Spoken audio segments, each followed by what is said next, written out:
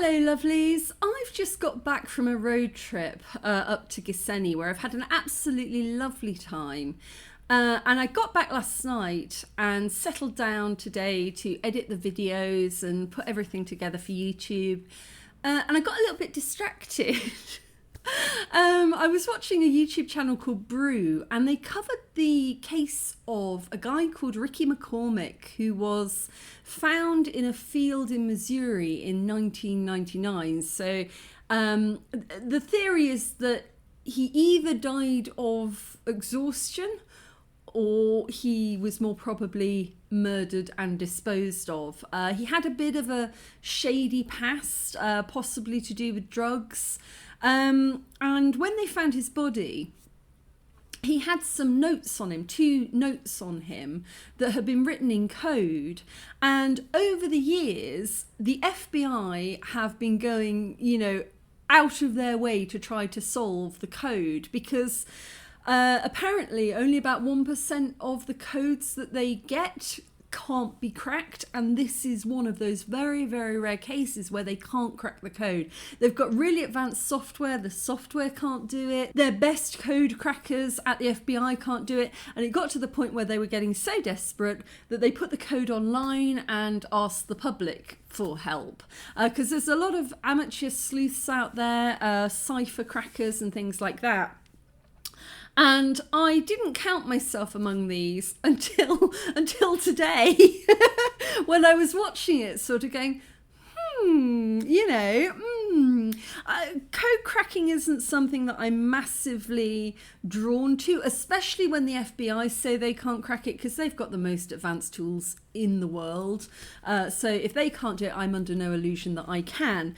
But I do have a little bit of a background in forensic linguistics when I was doing my master's degree. So my master's degree was in language and communication research, but I really specifically wanted to do pure forensics. But I weighed it up in my head and I thought, well, forensics is a very niche sort of area, whereas language and communication research, if you've got research in the title, that might be more beneficial for job opportunities in the future. As it turned out, it really didn't help a huge amount with job opportunities. So I think the lesson learnt there is just do what you love, do what you actually want to do. But during my MA, I did indeed study forensic linguistics, and it was actually the subject that I did best in. I scored quite well in that, and my thesis as well was specifically related to language in the courtroom. So it was actually a forensics area that I went for. But yeah, anyway, so I thought that I would take a little look at the notes. I'm not going to try and solve it because, like I say, I'm under no illusion that I can do that. But I was just going to run through what I noticed from sort of an academic sort of standpoint of forensics and forensic linguistics in particular, which is the study of how we use language. So forensic linguistics isn't really about code cracking per se. I mean, it can be, but it's everything to do with language and crime. So the language used in courtrooms that can sway jurors, the language that criminals use that leads to them being captured, like the Unabomber, and things like that. So I was just going to do a little wander through it because I'm kind of neck deep in this at the moment. I'm really fascinated. So let me just talk you through the things that I noticed about it. Everything here is pure guesswork. Anything that anybody says about this is pure guesswork. So I'm just going by what I've noticed. So there were 2 notes found on him. One appears to be one fluid note, all one message, and the other one is broken up into about 5 chunks. Obviously, the first thing I'm thinking when I'm looking at this, the very first thing I'm questioning is, are both of the notes written by the same person? At a glance, I would say yes. The handwriting's at a slight slant, which is quite, it's not impossible to fake, but it's a little difficult to fake. At the same time, the letters seem to be formed in the same way. At a glance, there's nothing here to suggest that these weren't written by the same person. Nobody can prove for certain whether or not Ricky had written the notes, but again, you know, just going by the history of the case and what has been made public, I'd say that there isn't really a huge reason to doubt that he wrote that. They were found on him. And, you know, the first question people then ask is, well, why don't you check it against his other handwriting and, you know, see whether or not it's the same? But the big problem in this case is that apparently Ricky was illiterate. Apparently he could write his own name, but that was about it. And that's what people said. But his cousins and some of his family say that although he was functionally illiterate as far as they were aware, that he did sometimes try to form letters and words when he was younger. When he was a child, his cousin said he used to like make notes on paper. They called it chicken scratchings. Maybe he was just trying to copy letters. Or maybe he was inventing a language for himself. It's kind of difficult because if you assume that somebody is illiterate, then when you see them forming nonsensical words and things that don't make a lot of sense on paper, you're just going to assume that it doesn't mean anything. But I have to say, drawing on my own experience, when I was in primary school, me and my friends loved making up codes between ourselves. And it's kind of annoying because I remember doing that with my friends, but I don't remember exactly what our process was. There's a very sort of famous children's game in the UK. I never got the hang of it, but my friends used to do it, where you change around the beginning and the end of a word and add a couple of letters. I'll see if I can find the instructions on that for this video. But you know, you get to a certain age as a kid, usually around I guess 7 or 8, maybe 9. And you learn about these ways of talking with you and your friends, like be it a pidgin language or inventing like a riddle language. It's like a natural part of growing up and being a child is having an in-group language. And with my friends, I think it was very much we made up different words for things that only we knew within our group. And, you know, maybe code lettering and wording. So I think personally, having studied education a little and having studied language development a little, I think it's very, very natural for kids to come up with these codes. Now, by all accounts, he was a bit of a loner and he didn't have very many friends. So it would make sense that this code is particularly difficult to crack if it is a coherent code, because if the code is only for yourself, and it doesn't have to be understood by anybody else, you can get as abstract as you like. Basically, the key is in your head. And if you don't know what's going on in somebody else's head, how are you going to crack that? Now, one of the suggestions put forward was that he might have developed his own code, having researched lots of other types of code. And if you watch the Brew video, he explains how different types of codes work. I don't think that's necessarily a step. I don't think he had to go and study other people's ways of making code to come up with his own. When I was a child, I had never read anything about the Enigma machine. I didn't know about other forms of codes like the Caesar code or whatever it's called. We just naturally made up codes in languages between ourselves. So I don't think he has to be some kind of super brain to have come up with a code for himself. I think that's kind of a natural progression, just from my perspective. Now, of course, the next question was, the big question was, if he was illiterate, is this an actual code? Does it mean anything? Or is it him just scribbling and making up things? Now, nonsensical things. Now, this is where I would suggest that the forensic side of my mind comes into it. Having looked at it for all of about half a day, I would say he was literate. I would say whoever wrote this was literate to some extent. Now, that might not mean that he was able to write a novel in English, but he understood language to, I'd say, certainly a good degree. Now, my reasoning for this, there's a few reasons for this. Why I don't think that this is just made up. The first one is that he's using parentheses. So a parenthesis is brackets, and you use that in language to separate out pieces of information. And so in order to separate out pieces of information, you have to assume that there are different pieces of information in there to separate. Because if it was all just nonsensical blathering, why would you bother separating anything out? And it's quite neatly done. There are very neat points at which he's separating things out with parenthesis. And grammar is kind of advanced language, really. When we're learning language, we begin with spelling, pronunciation, and little words and speaking it, and then learning to put the letters together. And then grammar comes in pretty late down the line, because it's hard. And he's got it right. Is every time he opens a bracket, he closes it. And this is something with second language English students I sometimes have to keep reminding, even at quite an advanced level, that if you open brackets, you have to close brackets. And he does that. And then there's a couple of other little things in here that just made me go, okay. The big one for me is on, I think is it the second note. He's blocked off different bits of information. And then there's a little symbol down at the bottom, which is, I mean, to me, I could be wrong, but to me, that looks like a half symbol. So, you know, the 1 over the 2 separated by a slash is a half symbol.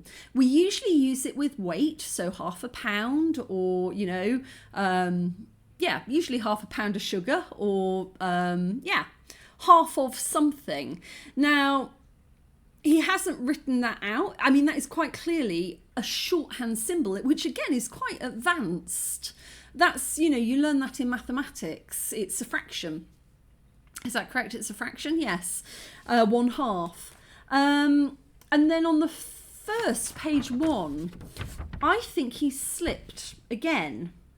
And I could be very wrong about this, because if I'm right, it raises quite a big question mark about just how literate he is, or the author is. So when you're inventing a code, but your first language, say your first language is English, but you're inventing a code, you slip. Like as children, you'd slip. You'd try to put everything into the code, but it's like when you're learning a foreign language, you think it through in your first language, and then you really have to think how to translate it, and then you say it in the translated language.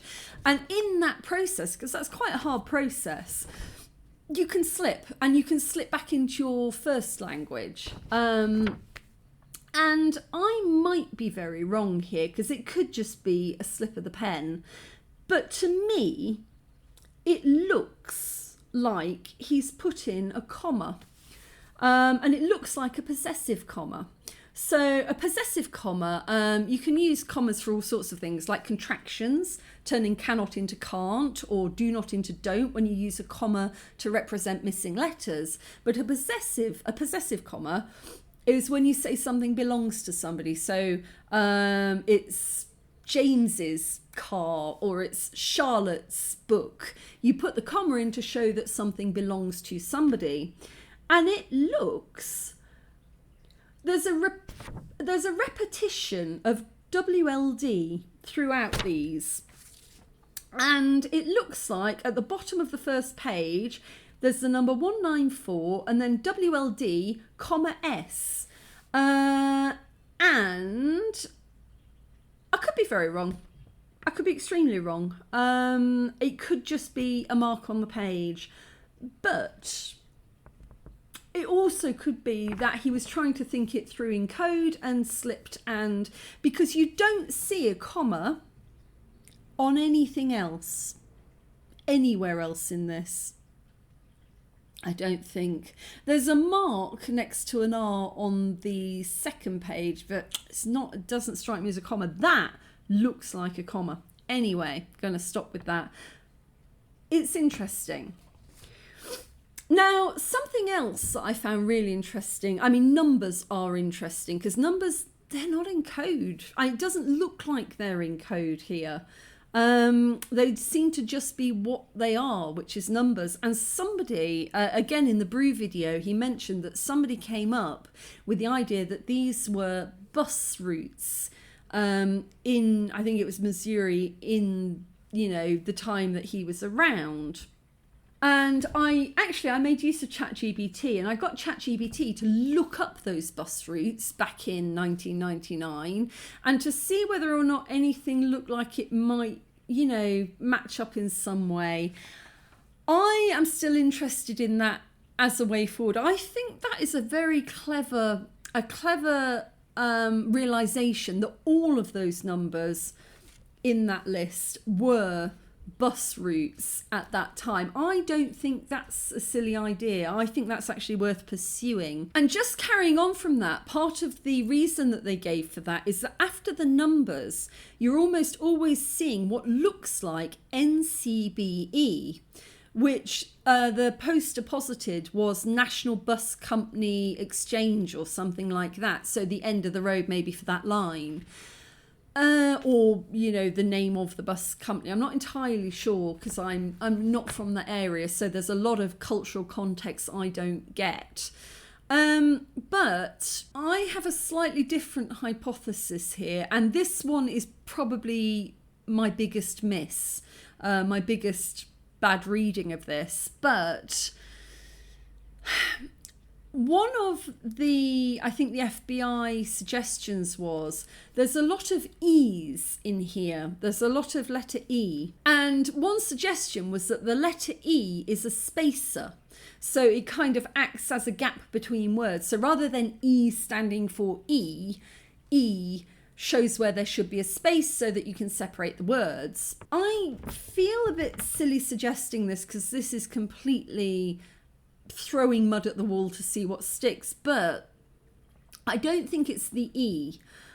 I mean, I question whether or not there are spaces because it kind of looks like it's spaced anyway. It doesn't look like it's all too glued together.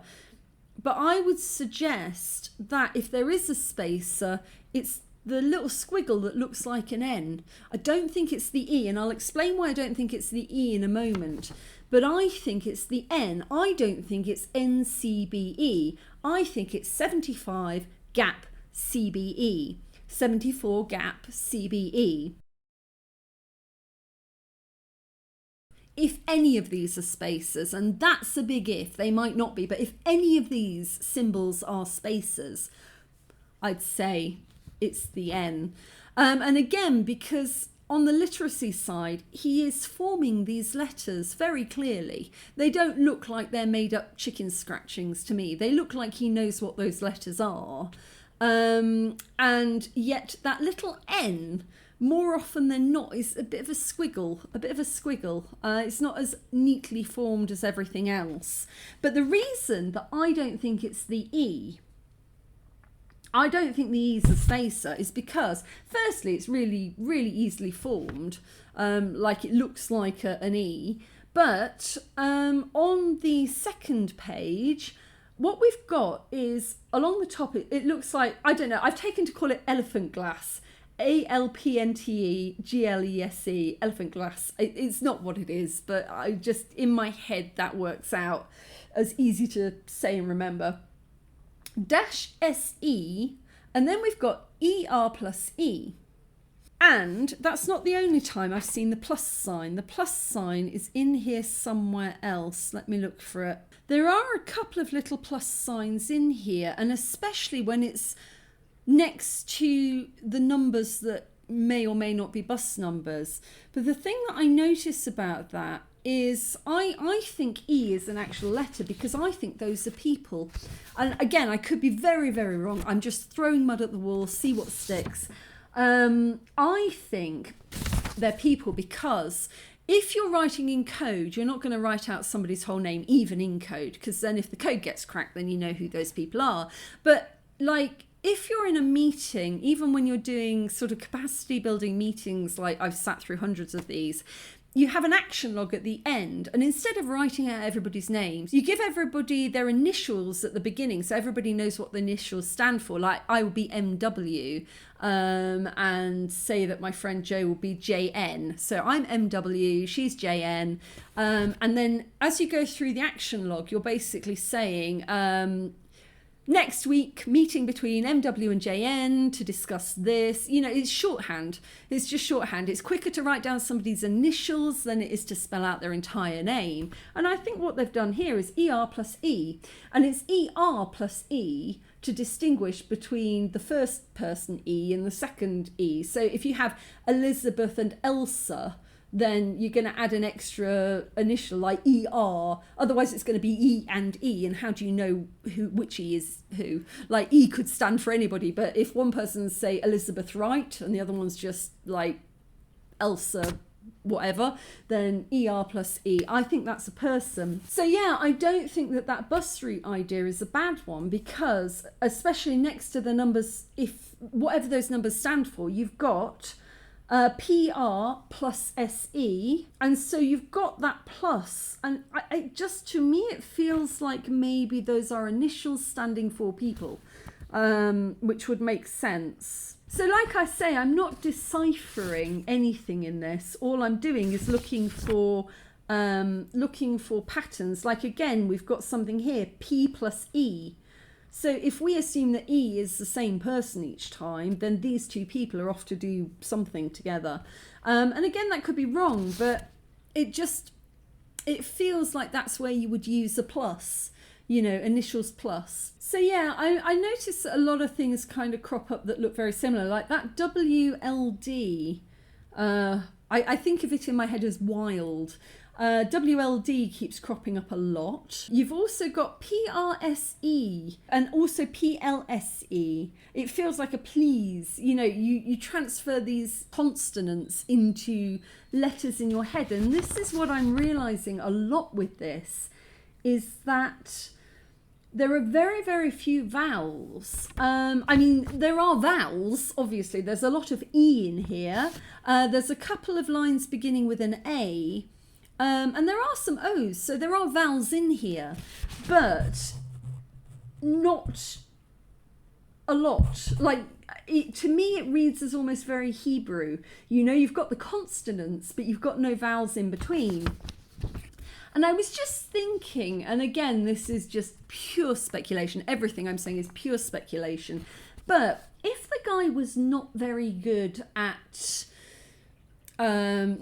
spelling. I share that with him, because until I was in my 20s, my spelling was appalling. My vocabulary was pretty high, but my ability to spell was trash. I mean, it was embarrassing. I felt embarrassed because my use of language, my reading ability, my speaking ability was advanced.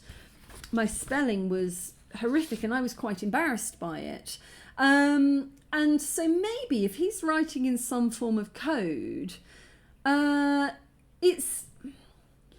why would you write out words that would be difficult to spell? You know what I mean? Like, the word beauty is a whole jumble of vowels, and it's really difficult to kind of spell it correctly if you're not confident with spelling. But BTY means the same thing. You know, why wouldn't you just shorthand it BTY and off you go?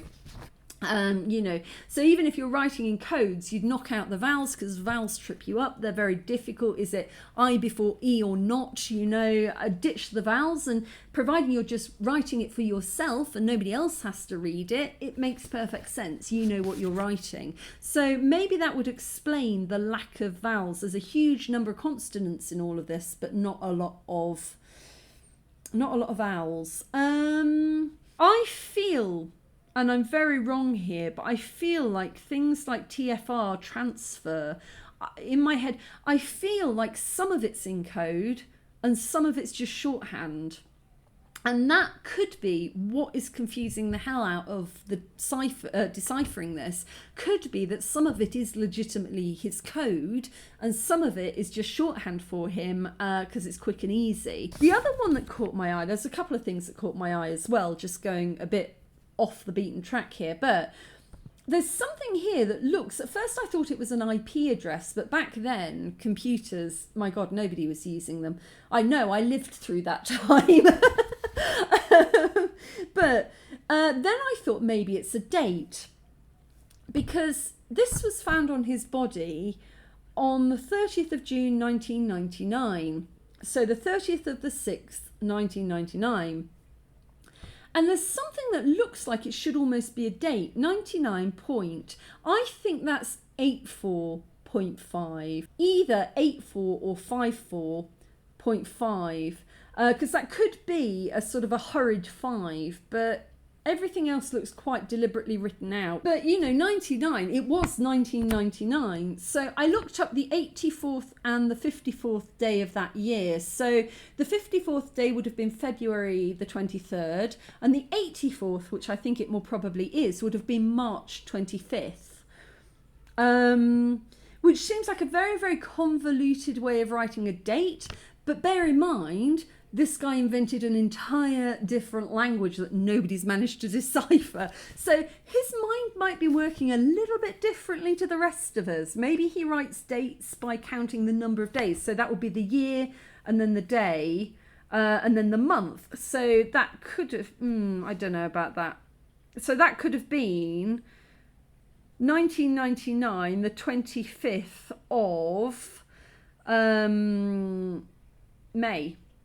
Does that make sense? May the 25th, 1999, which would have been the month before. Does that make sense? Because the 84th day of the year was the 25. So it would either have been the 25th or the 23rd of May, possibly. I don't know. That's me just screwing around in my head, thinking about what it could be. The other one that made me think was at the very, very bottom here. Again, it looks like a code, like it's an odd one, D-W-M, something I can't read, H-O-L, H-I-L. But at the end there, he's got X, D-R-L, X. And this just strikes me as odd, because there is an X in this. There's a lot of X's in this. But it's almost like he's highlighted the word at either end by adding the X. So it's like an emphasis. DRL, emphasis on either side. I don't know. Those are the main things that I'm looking at. But over and over again, I think the key to cracking it is in the repetition. CBE, or if you take it as NCBE, is repeated consistently. PRSE, which also changes to PLSE. And also there was one other weird one, is on the first page, FIRSE. It looks like he slipped again, because the I to me looks lowercase, but everything else in this is pretty much uppercase. Apart from that N, which I think is a squiggle, a separator, because that doesn't always look fully formed, whereas he looks like he's quite meticulously formed everything else. So yeah, why is that a little I when everything else is capitalized? But yes, I would say whoever wrote this is definitely not illiterate.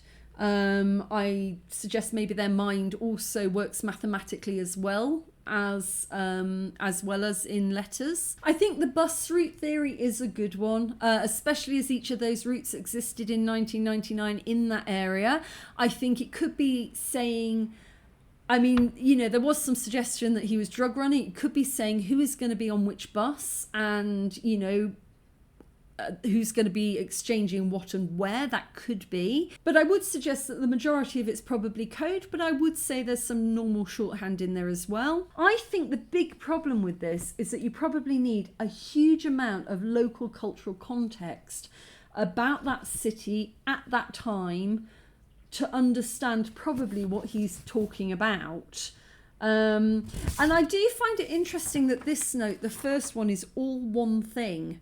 Whereas on the other one, it looks like he's jotting down his to-do list for the day. You know, he's got like 5 different sections that each probably relate to something different. And again, I'd also look at that half, the half symbol, because I think the half is clearly a quantity.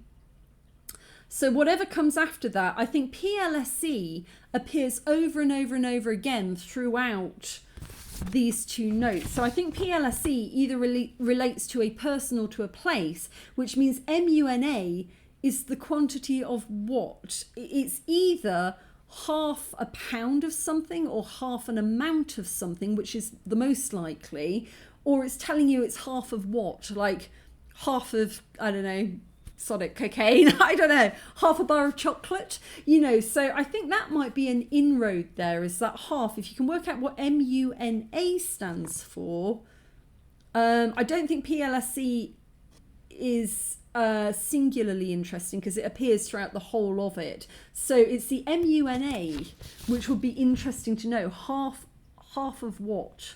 It's either a quantity or it's an item. I think it could be a quantity, which could narrow it down substantially. And the other thing that keeps popping up a lot is SE. SE is all over this. I mean, it could be as simple as southeast. Like if you're taking a route or a bus, it could be somebody's initials, but I don't think so because it doesn't appear with a plus or any form of separation. So I'm not sure that it is. It could just be a direction, maybe. I don't know. I'm going to stop rambling now because I think I've said everything that really stood out to me. I think it's probably too late now because this was 1999, so it probably is no longer possible. But apparently he was very close to his aunt, and that was like the one person he'd go to for advice and understanding. If she had a bookshelf, I'd be going through her bookshelf to see whether or not he made any chicken scratchings in any of her books. Did she ever read to him? What were his favourite stories? What did he like to watch on television, or what did he like to read? Because that's going to tell you the kind of the things that inspire him. And if you know what inspired him, you could probably figure out a little bit about how he started to build the code, or what symbolism is important to him, what kind of language he had. So yeah, I mean, it's very difficult. I can see where the confusion comes in because by all accounts, he had a lower IQ level. He had some learning disabilities, perhaps some social dysfunction.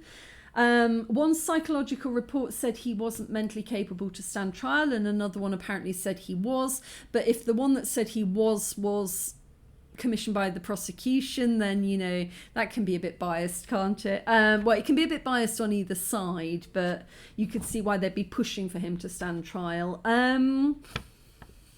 It would be interesting to know honestly what people thought his level was, because I definitely think this is real code. Yes, I don't question that. And I definitely think it was written by the same person, wrote both of these. We assume he wrote them. And I think there isn't anything really to suggest he didn't. They were found on his person. One of them definitely looks like a to-do list. So I don't know, unless they were given to him by somebody else. Maybe these were instructions given to him to follow.